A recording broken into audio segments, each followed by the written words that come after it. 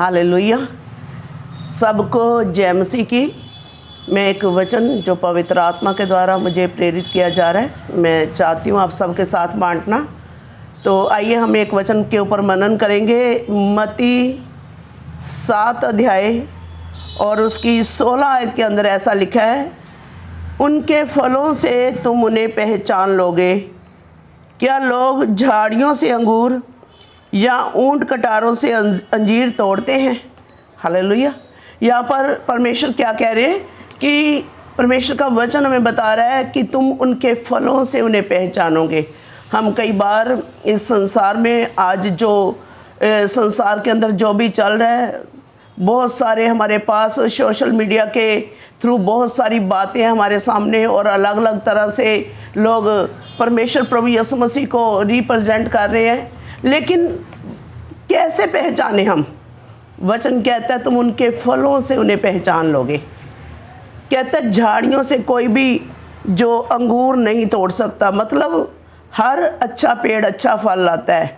आपके फलों से समझ आएगा कि क्या सच में आप परमेश्वर के साथ चल रहे हो। सबसे पहला जो परमेश्वर का जो नेचर है, अगर हम 9 फलों की बात करें तो उनमें अगर सबसे बड़ी चीज़ परमेश्वर ने बताई तो वो प्रेम है। अगर हम किसी अनॉइंटिंग के नीचे हैं और हमें प्रेम नहीं सिखाया जा रहा या उस दौरान हमारा प्रेम ख़त्म हो गया है, तो इसका मतलब हम गलत जगह पर हैं।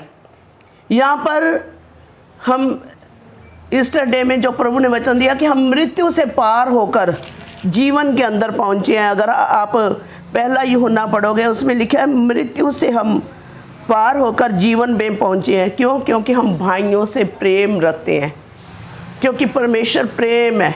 अगर हमारे अंदर प्रेम नहीं है, अगर उसकी जगह पर नफ़रत है, घृणा है, तो इसका मतलब कि हम यीशु मसीह के उस क्रूस को अभी तक समझ ही नहीं पाए जिस चीज़ के लिए प्रभु यीशु मसीह मरे। अगर उसकी जगह पर घृणा नफ़रत आ रही है तो ये अनवाइंटिंग जो है, हम अनवाइंटिंग की अगर बात करते हैं तो जो शैतान है वो अनवाइटेड है, वो पूरी तरह से अभिषिक्त छाने वाला क्रूब है, जिसके पास अच्छी बुद्धि है, अच्छी समझ है, अच्छी आवाज़ है, माणिक मोती है, मतलब वो धनी है और वो उस हर प्रकार की जो संसार में चीज़ें चाहिए एक इंसान को या दुनिया में जो चाहिए सब उसके पास है।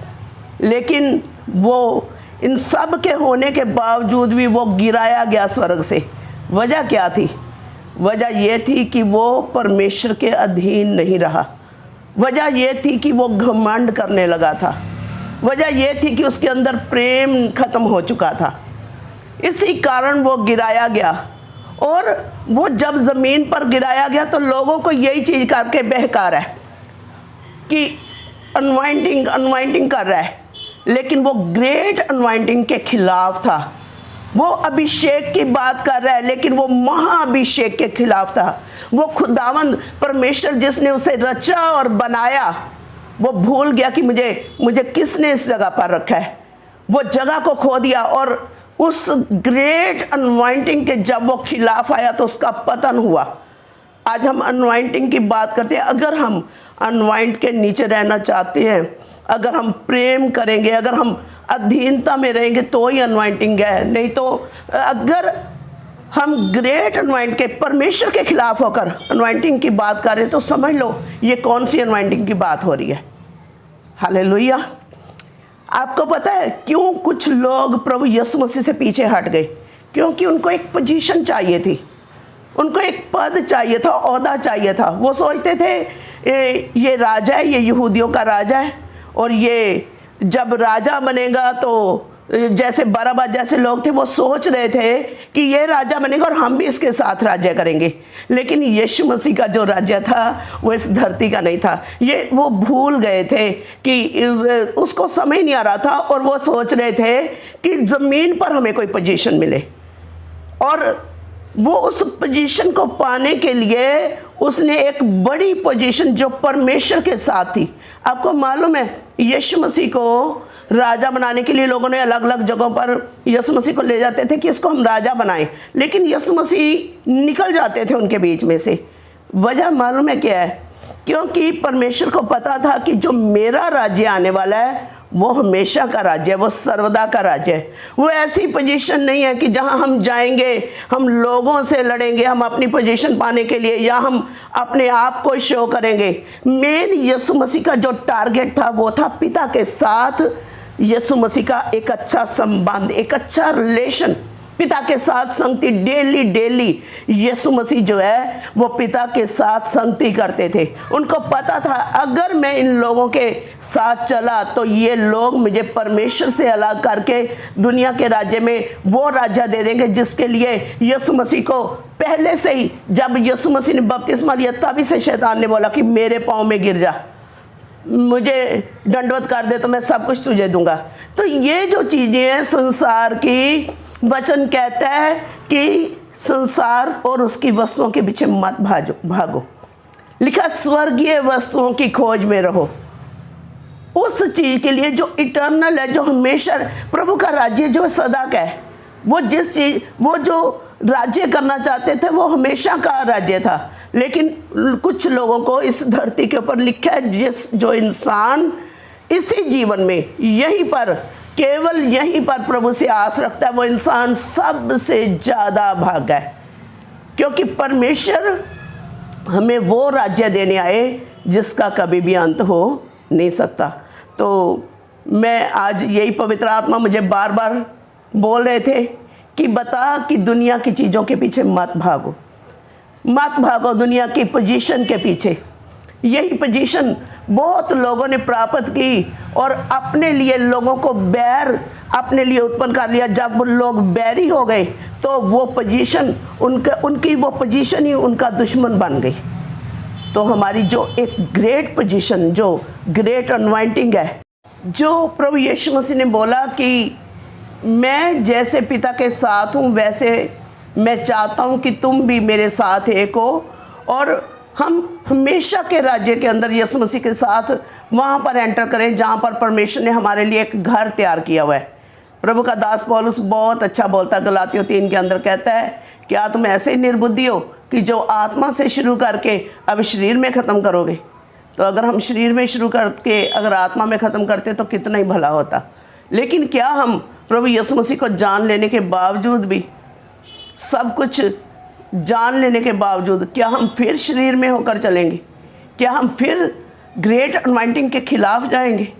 आज हमें प्रभु बुला रहा है राज्य के लिए, आप सब के लिए। प्रभु आपसे बहुत प्रेम करते हैं और प्रभु ने आपके लिए एक राज्य रखा हुआ है, और वो राज्य धरती का नहीं है। यहाँ प्रभु यीशु मसीह ने बोला जो मेरे पीछे चलेगा धरती पर भी, लोक में भी और परलोक में भी उसके लिए सब तरह की ब्लेसिंग है। लेकिन जो लोग सिर्फ दुनियावी बरकत के पीछे भागते हैं वो स्वर्ग की बरकतों को गवा देती है। मेरा आप सबसे ये विनती है कि आप प्रभु की आवाज़ को सुनो। पवित्र आत्मा ने जो आपके लिए मैसेज दिया है मेरे लिए भी है। हम प्रेम करें भाइयों से। इसी से हम जानते हैं, जब हम अपने भाइयों से, अपनी बहनों से, हम अपने लोगों से, परमेश्वर के लोगों से जब हम प्रेम करते हैं, इसी से हम जानते हैं कि परमेश्वर हमारे बीच में वास करता है। इसी से हम जानते हैं कि हम जीवन में एंटर हो रहे हैं। प्रभु आप सबको आज बहुत बड़ी ब्लेसिंग दे, बरकत दे इस वचन के सुनने के द्वारा।